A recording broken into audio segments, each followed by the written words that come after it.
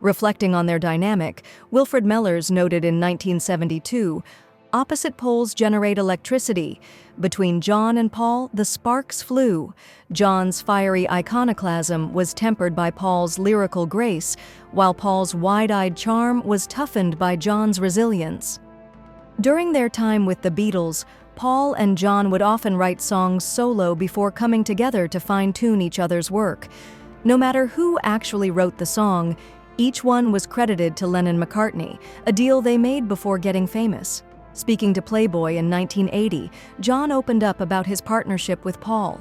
He said, "Paul provided a lightness, an optimism, while I would always go for the sadness, the discords, the bluesy notes." He continued, "There was a period when I thought I didn't write melodies, that Paul wrote those and I just wrote straight, shouting rock and roll. But of course, when I think of some of my own songs, in my life, or some of the early stuff, This Boy, I was writing melody with the best of them." One notable example of John's input on a song written by Paul is the 1965 hit We Can Work It Out, released as a double A-side single alongside Day Tripper. Paul had written the music and lyrics for the verses and chorus, drawing inspiration from his tumultuous relationship with then-girlfriend Jane Asher. In his book, The Lyrics, 1956 to the Present, Paul delved into the song's backstory, recalling, "It was 1965. Things were not going so smoothly between Jane Asher and me.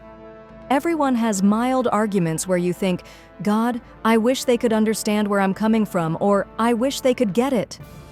He continued, "They obviously don't. They think I'm some kind of idiot or tyrant or something. It was just normal boyfriend-girlfriend stuff where she'd want it one way, I'd want it another way, and I would try to persuade her, or she would try to persuade me." Paul admitted that they got on really well most of the time, but added, "There would be odd moments where one or other of us would get hurt."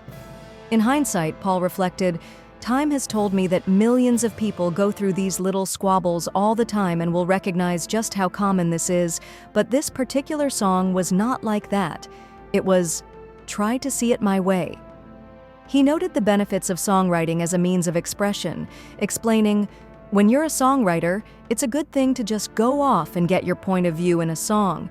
And with a Beatles song, if it's going to be heard by millions of people, you can spread a good message. We can work it out." Paul added, "If you wanted to say it in one line, it would be, let's not argue. If you wanted to say it in 2 lines, let's not argue, listen to me. Obviously, that is quite selfish, but then so is the song." Paul said he started writing the song to figure my way out of feeling bad after an argument. He added, "It was really fresh in my mind. You can't write this kind of song 2 weeks later. You have to do it immediately." In a candid 1980 Playboy interview, John reflected on his role in shaping the Beatles' hit, We Can Work It Out, contrasting with Paul's more optimistic verses. He shared, "In We Can Work It Out, Paul did the first half, I did the middle 8. But you've got Paul writing, we can work it out, real optimistic, and me, impatient. Life is very short, and there's no time for fussing and fighting, my friend." The song was recorded in October 1965 during the Rubber Soul album sessions and dropped as a single on December 3rd, the same day as the album release, crowning the Beatles with their 9th UK chart topper in a row and 11th US #1.